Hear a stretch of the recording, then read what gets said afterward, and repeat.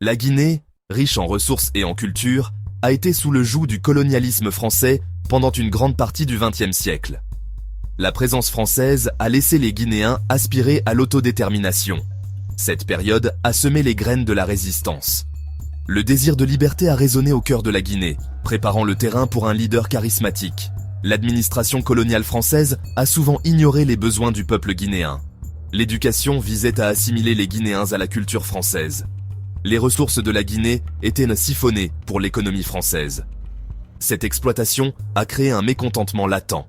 Cependant, cette période n'a pas été sans résistance. Des murmures d'indépendance ont commencé à circuler. Le vent du changement soufflait sur l'Afrique. Les Français étaient déterminés à conserver leurs possessions coloniales. La lutte pour l'indépendance était profondément personnelle. Il s'agissait de récupérer l'âme d'une nation. Ce sentiment a uni le peuple guinéen. La scène était prête pour un leader qui pourrait incarner ce désir ardent. Des rangs des défavorisés est sorti un leader charismatique, un homme qui allait incarner l'esprit de l'indépendance guinéenne, Sékou Touré. Né dans une famille modeste en 1922, Touré a été imprégné dès son plus jeune âge des dures réalités de la domination coloniale. Cette expérience a en lui un désir ardent de justice et d'égalité, un désir qui allait définir l'œuvre de sa vie. Le parcours de Touré vers le leadership a été pavé d'un engagement indéfectible et d'une intelligence stratégique. Orateur doué, il possédait une capacité étonnante à se connecter avec les masses, exprimant leurs frustrations et leurs aspirations avec une éloquence passionnée.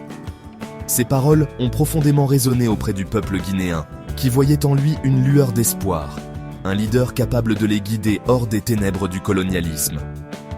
Il comprenait le pouls de son peuple, ses rêves d'une Guinée libérée, et il a canalisé leur désir collectif de liberté en un puissant mouvement. Son message était simple, mais profond. La Guinée appartenait aux Guinéens. Ce message, imprégné de l'esprit du panafricanisme, a transcendé les clivages ethniques et régionaux, unissant le peuple guinéen sous la bannière de l'indépendance. L'ascension de Touré n'a pas été sans défi. L'administration française, menacée par son influence croissante, a tenté d'étouffer son mouvement en recourant à l'intimidation et à la répression. Cependant, Touré est resté imperturbable, sa détermination renforcée par chaque tentative de le faire taire. Sa foi inébranlable dans la justesse de sa cause, associée à son sens stratégique, l'a propulsé à l'avant-garde du mouvement indépendantiste guinéen. L'année 1958 marque un tournant dans la lutte de la Guinée pour l'indépendance. La France, sous la direction de Charles de Gaulle, offrait à ses colonies africaines un choix, l'autonomie ou l'indépendance. La loi cadre était perçue comme une tentative de maintenir l'emprise française. Sékou Touré a mobilisé le peuple guinéen pour rejeter l'offre de la France. Son message était clair, la Guinée voulait la pleine souveraineté. Nous préférons la liberté dans la pauvreté à la richesse dans l'esclavage, a-t-il déclaré. Le 28 septembre 1958, la Guinée a organisé un référendum. La question était simple, rester ou embrasser l'indépendance totale. La réponse a été un non retentissant. Plus de 95% des Guinéens ont voté pour l'indépendance. L'importance de ce moment ne peut être surestimée. Le non décisif de la Guinée a encouragé d'autres nations à exiger leur propre liberté. Il a marqué un tournant dans la lutte contre le colonialisme. L'euphorie de l'indépendance fut de courte durée, car la Guinée a rapidement été confrontée aux réalités dures de la construction d'une nation. La France, irritée par le défi de la Guinée, a brusquement retiré son soutien, emportant avec elle son expertise administrative, son aide financière et ses infrastructures. Ce départ soudain a laissé le jeune gouvernement guinéen aux prises avec une myriade de défis. Les conséquences économiques ont été particulièrement graves.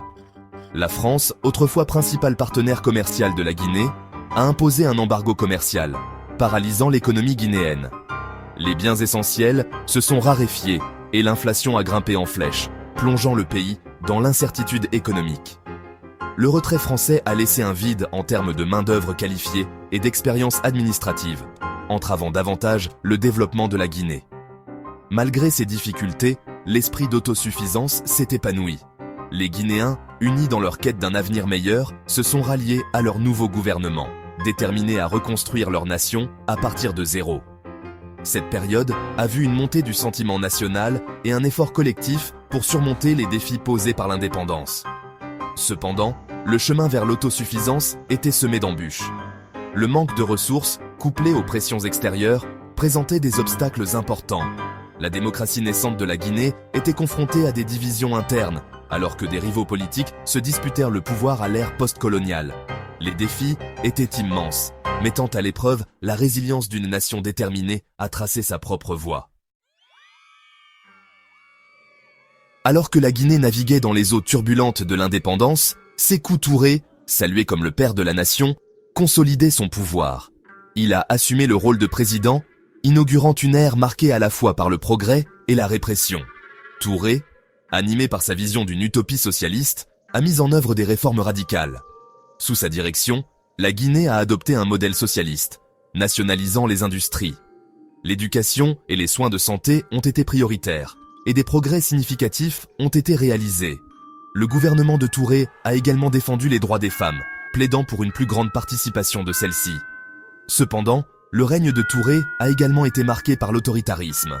Les opposants politiques ont été réduits au silence, et les violations des droits de l'homme sont devenues monnaie courante. Sa paranoïa a conduit à la création d'un vaste état de surveillance, instaurant la peur et restreignant les libertés civiles. Le régime de Touré, tout en réalisant des progrès sociaux notables, s'est de plus en plus isolé sur la scène internationale. Ces politiques socialistes ont aliéné les puissances occidentales, compliquant davantage le paysage économique et politique de la Guinée. La nation, autrefois un symbole d'espoir pour la libération africaine, s'est retrouvée aux prises avec les contradictions de sa propre révolution.